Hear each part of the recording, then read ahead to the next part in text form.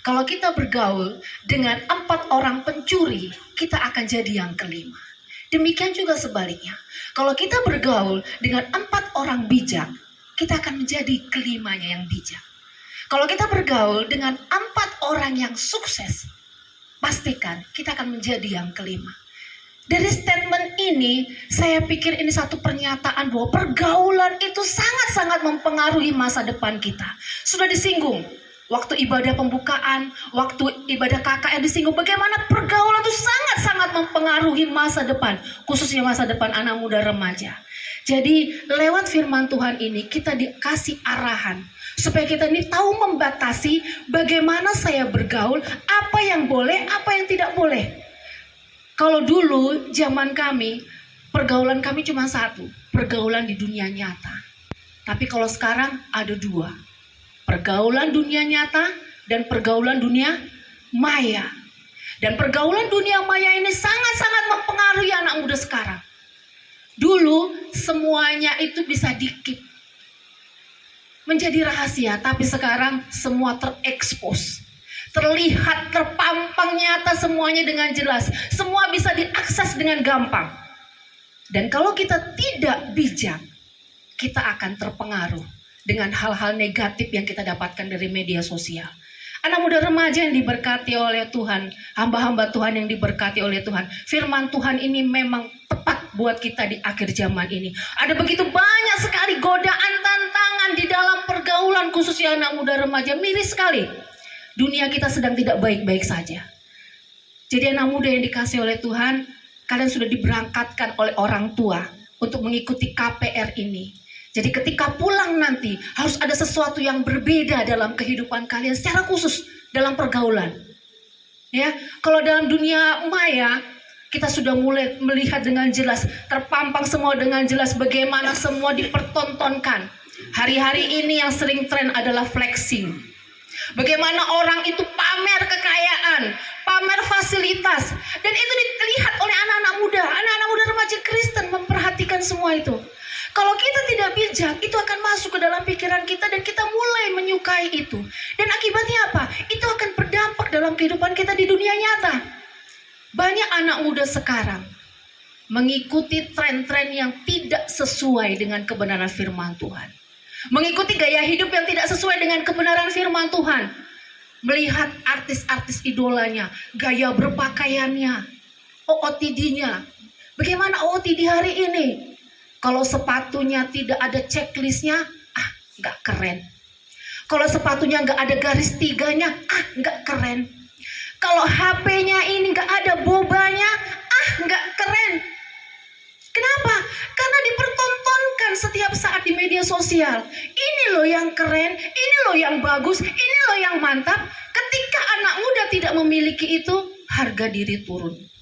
Minder di pergaulan. Orang tua juga yang kena dampaknya. Banyak anak muda sekarang ini, saya pikir di sini tidak ada yang ngerjain orang tuanya. Mak, uang fotokopi sekian. Padahal 10.000 dikali 5 jadi 50.000. 40.000-nya kemana? Dipakai untuk memenuhi gaya hidupnya. Kenapa? Karena tiap hari yang dilihat adalah bagaimana orang bergaya hidup mewah, bergaya hidup hedon, memiliki ini, sementara dia pengen gayanya elit, tetapi ekonomi sulit. Itulah yang terjadi sekarang.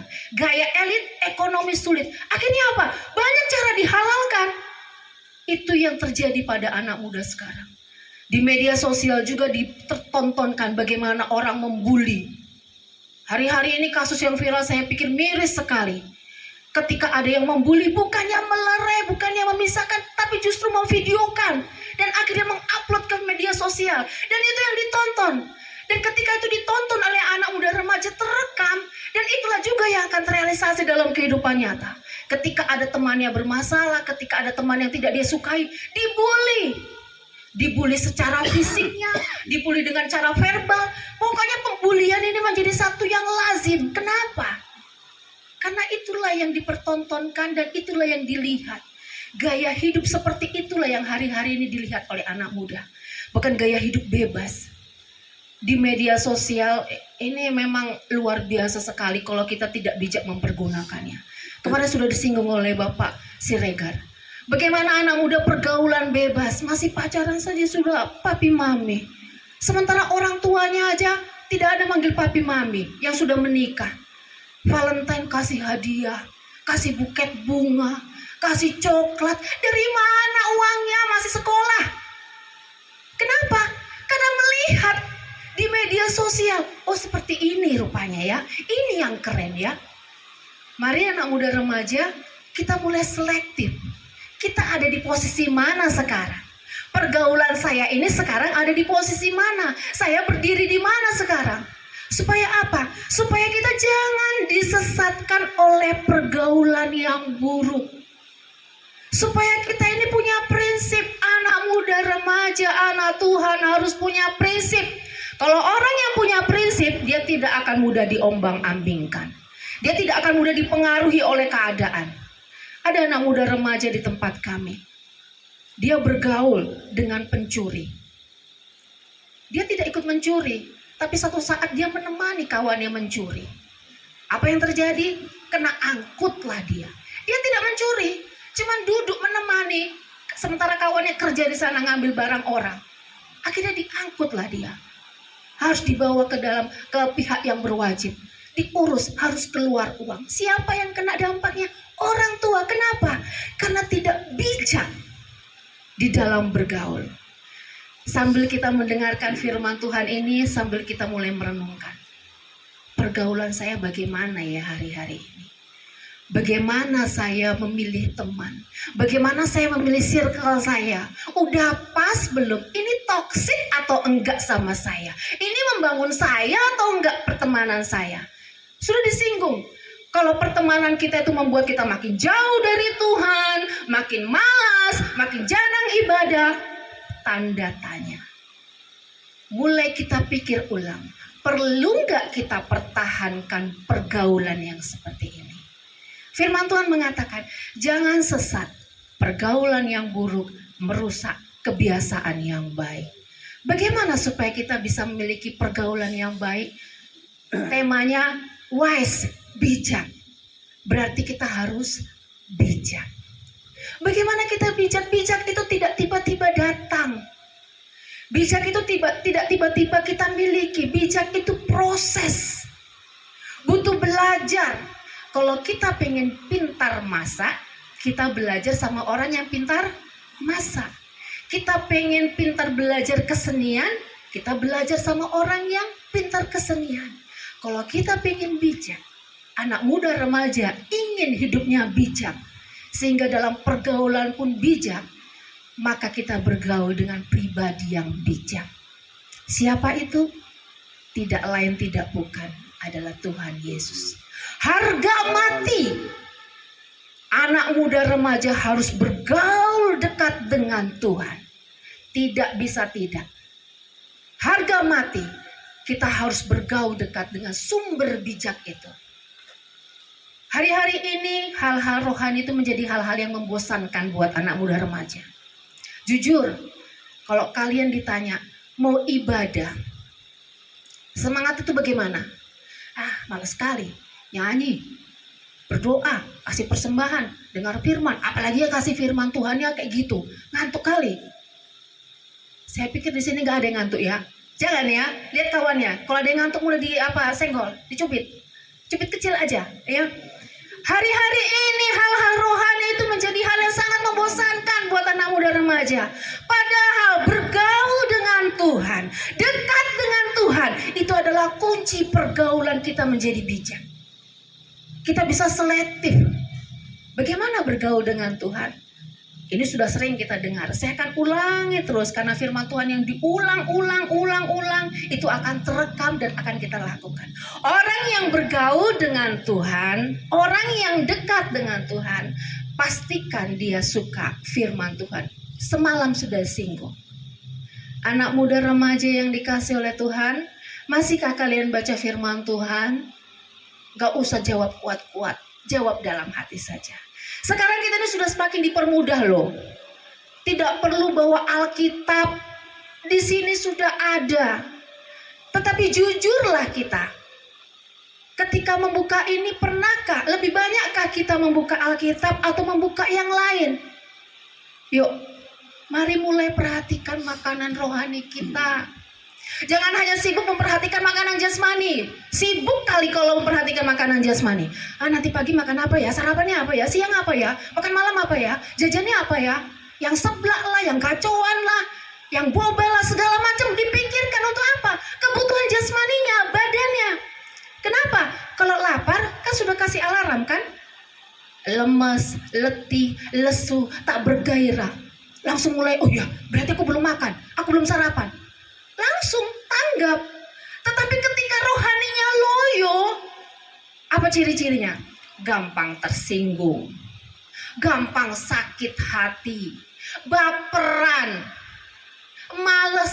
Itu alarm yang menunjukkan bahwa rohani kita, anak-anak remaja, sudah mulai lowbat. Ketika kita tidak dekat dengan Tuhan, tidak suka baca firman Tuhan, itu tandanya. Mari kita mulai memikirkan asupan rohani dalam kehidupan kita. Sehari, pastikan kalian harus membaca kebenaran firman Tuhan. Amin. Buat komitmen. Buat komitmen. Saya harus mulai belajar baca firman Tuhan. Kita dikasih waktu 24 jam loh sama Tuhan. Seberapalah yang kita kasih buat Tuhan untuk kita punya persekutuan dengan Tuhan. Baca firman Tuhan ini artinya kita mendengar Tuhan ngomong sama kita. Kita membiarkan Tuhan bekerja dalam kehidupan kita lewat firman-Nya. Firman Tuhan ini up to date, gak pernah ketinggalan. Selalu relevan untuk segala zaman. Mulai dari zaman dulu sampai sekarang, bahkan sampai selama-lamanya. Firman Tuhan kita ini gak pernah ketinggalan zaman. Oleh karena itu mari, sukalah baca firman Tuhan. Taruhkan firman Tuhan itu dalam diri kita. Dan firman Tuhan itu akan menuntun kita. Yuk baca, ini ayat anak muda ini, Mazmur. Mazmur berapa? 119. Mazmur 119 ya. Ayat yang ke-9 sampai yang ke-10 saya baca buat kita semua. Mazmur 119 ayat yang ke-9 sampai yang ke-10. Dengan apakah seorang muda mempertahankan kelakuannya bersih? Dengan menjaganya sesuai dengan firman Tuhan. Dengan segenap hatiku aku mencari Engkau. Janganlah biarkan aku menyimpang dari perintah-Mu. Di sini sudah jelas dikatakan bagaimana anak muda bisa menjaga pergaulannya, menjaga kelakuannya, menjaga tingkah lakunya dengan menjaganya sesuai dengan firman Tuhan. Mari buat komitmen untuk kita suka baca firman Tuhan. Biasanya kalau mau buat komitmen baca firman Tuhan itu di awal tahun ya, walaupun sering kali gagal. Awal tahun ini aku mau baca firman Tuhan, mulai dari Kejadian. Baca Kejadian, lolos 1 pasal, lolos 2 pasal. 3 pasal, 4 pasal mulai, aduh kayaknya agak berat ini. Makin berat. Akhirnya mulai disibukkan dengan kegiatan yang lain. Akhirnya mulai lupa lagi baca firman Tuhan. Kenapa? Banyak kali yang mau dibaca di WA, di Instagram. Banyak kali yang mau diposting di TikTok. Sudah mulai tergerus, sudah mulai terabaikan. Kenapa? Gara-gara itu tadi, tidak bijak. Anak muda yang dikasih oleh Tuhan, yuk. Mari bangkitkan kembali semangat kita untuk kita suka membaca firman Tuhan. Karena firman Tuhan itu kebutuhan kita yang paling utama. Firman Tuhan itu akan mengarahkan, menuntun, membimbing kita, mengajar kita dalam kebenaran. Sehingga kita itu tahu, bijak, berhikmat. Baca firman Tuhan, suka berdoa. Siapa di sini yang masih punya mesbah doa pribadi dengan Tuhan? Gak usah dijawab kuat-kuat. Jawab dalam hati, perenungan buat kita. Bagaimana hubungan kita dengan Tuhan hari-hari ini lewat doa. Doa itu adalah satu pernyataan, saya butuh Tuhan. Saya nggak mampu tanpa Tuhan. Kalau kita tidak berdoa lagi, berarti tanpa sadar kita menyatakan kita tidak lagi membutuhkan Tuhan. Mari anak muda yang dikasih oleh Tuhan, yuk bangun lagi mesbah doa. Yang hari-hari sudah mulai kendor karena kesibukan, karena aktivitas, karena kegiatan, karena apapun itu. Yuk, Bangun lagi mesbah doamu. Dekatkan diri lagi kepada Tuhan. Di situ kalian akan merasakan bagaimana Tuhan menolong, memampukan, kasih kesanggupan buat kita untuk menghadapi pergaulan dunia ini. Karena tanpa kekuatan dari Tuhan, kita nggak ada artinya. Suka berdoa, suka beribadah. Jangan ada di antara anak muda yang meninggalkan jam-jam ibadah. Biasanya ibadah pemuda remaja hari Sabtu ya. Yuk, mulai buat komitmen yang hari-hari ini sudah mulai bolong-bolong ibadahnya. Karena ada ajakan, ada godaan dari temannya. Hari Sabtu masih bisa kok minggu depan. Masih ada lagi minggu depannya lagi. Ada lagi minggu depannya lagi. Kalau ini hari ini aja. Gak bisa lagi ditunda. Ke tempat-tempat kafe yang baru itu. Ke tempat tongkrongan baru itu. Baru dibuka, launching, ada diskon, ada promo. Besok-besok gak ada lagi loh. Tapi kalau ibadah bisanya Sabtu depan. Bisanya nanti hari Minggu. Jangan. Selagi Tuhan masih kasih kita kesempatan untuk beribadah, pakai tangkap kesempatan itu. Karena dalam ibadah berkatnya berbeda-beda.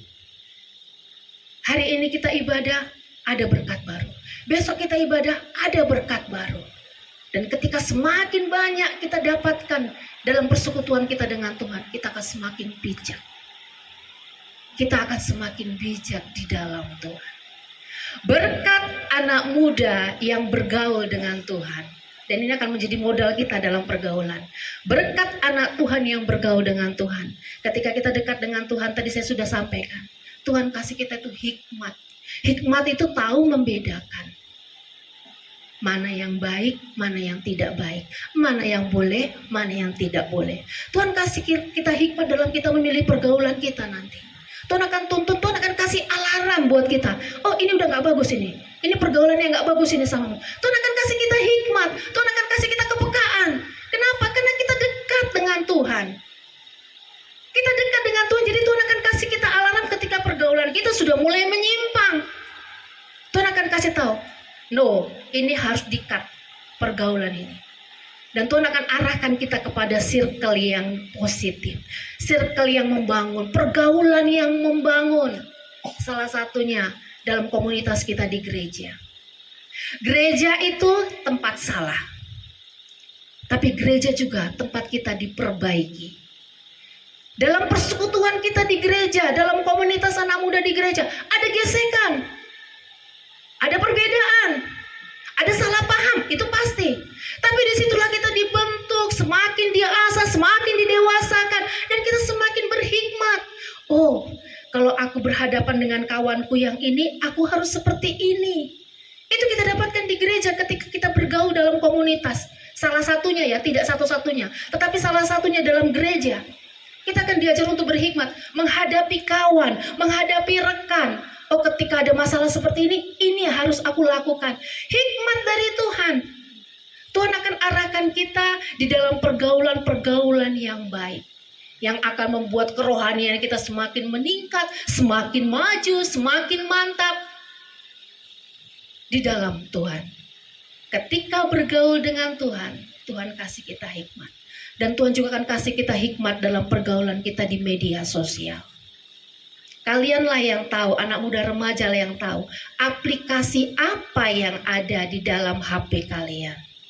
Aplikasi apa yang ada di HP ini. Ketika kita bergaul dengan Tuhan, Tuhan akan kasih kita hikmat. Sehingga aplikasi-aplikasi yang tidak baik, aplikasi-aplikasi yang tetot, harus di-delete. Harus dihapus. Kenapa? Karena itu merusak. Ada banyak aplikasi yang merusak pikiran anak muda remaja sekarang. Dan itu ada di HP. Orang tua sangat-sangat terbatas untuk mengawasi apa yang ada di gadget anak-anaknya. Apalagi orang tua, maaf, yang gaptek. Banyak anak muda yang ngerjain orang tuanya. HP-nya dikasih sandi, juk. Sampai dia sendiri lupa kayak mana membuka passwordnya itu. Kenapa? Supaya nggak dibuka sama orang tuanya. Kenapa? Ketika dibuka nanti ketahuan rahasianya. Yuk, anak muda yang dikasih oleh Tuhan, bergaul dekat dengan Tuhan. Tuhan akan kasih kita hikmat supaya kita tahu aplikasi mana yang boleh ada di HP kita ini. HP ini ada Alkitabnya, tapi kadang juga di HP ini ada aplikasi-aplikasi yang tidak baik. Saya tidak perlu sebutkan, pasti anak-anak muda tahu aplikasi-aplikasi apa yang tidak memberkati, yang tidak membangun.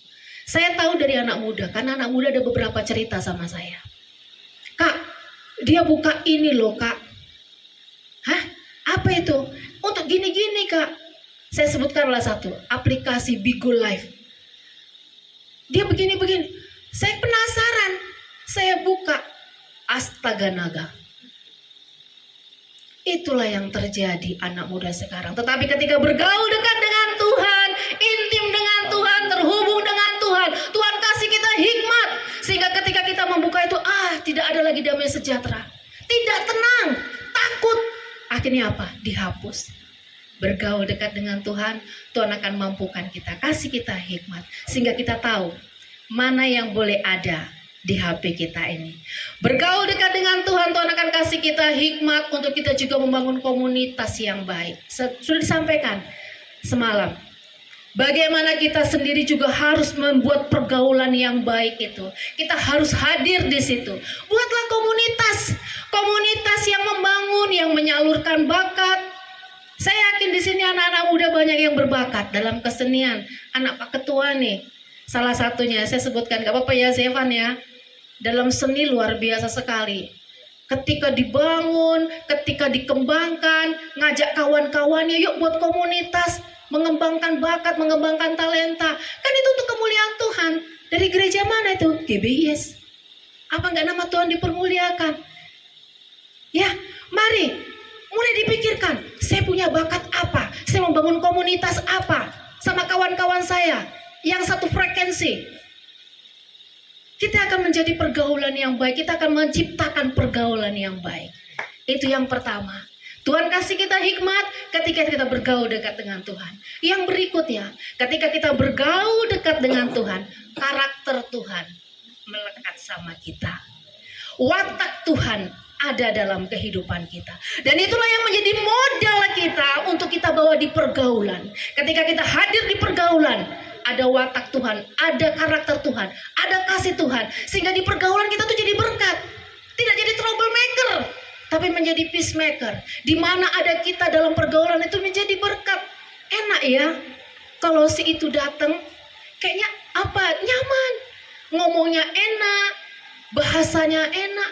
Itulah harusnya anak-anak muda remaja yang diberkati Tuhan yang ada dalam kehidupan kita. Ketika kita hadir dalam satu pergaulan, kita menjadi berkat. Kenapa? Karena ada karakter Tuhan dalam kehidupan kita. Ada watak Tuhan. Menjadi anak muda yang sabar, anak muda yang pembawa damai, anak muda yang penuh kasih, yang memaafkan. Itu modal kita loh, untuk kita bawa di pergaulan. Jadi ketika ada dalam pergaulan itu tidak baik, kita hadir, pergaulan itu akan berubah menjadi pergaulan yang baik. Yang tidak baik menjadi baik. Kenapa? Karena ada anak-anak Tuhan dengan watak Kristus, karakter Kristus hadir di sana. Yang harus kita garis bawahi, ketika kita ada di pergaulan, bukan kita yang diwarnai, tapi kita yang mewarnai. Harus tanamkan dalam diri kita. Bukan saya yang diwarnai oleh dunia, tapi saya yang mewarnai dunia. Bagaimana itu bisa kita lakukan? Bergaul dekat dengan Tuhan. Itu kuncinya. Harga mati tidak bisa dinego. Harga mati yang harus ada dalam kehidupan anak muda remaja. Jadi anak muda remaja yang diberkati oleh Tuhan, kita mau bijak dalam pergaulan. Satu kuncinya, bergaullah dengan sumber kebijaksanaan itu. Tuhan akan kasih kita hikmat. Tuhan akan melekatkan karakternya itu dalam kehidupan kita, sehingga kita mampu menjadi terang. Tanamkan dalam diri kita, bukan saya yang diwarnai oleh dunia, tetapi saya yang mewarnai dunia. Lewat kehadiran anak muda remaja yang diberkati oleh Tuhan, pergaulan yang buruk akan menjadi pergaulan yang baik, sehingga nama Tuhan yang dipermuliakan.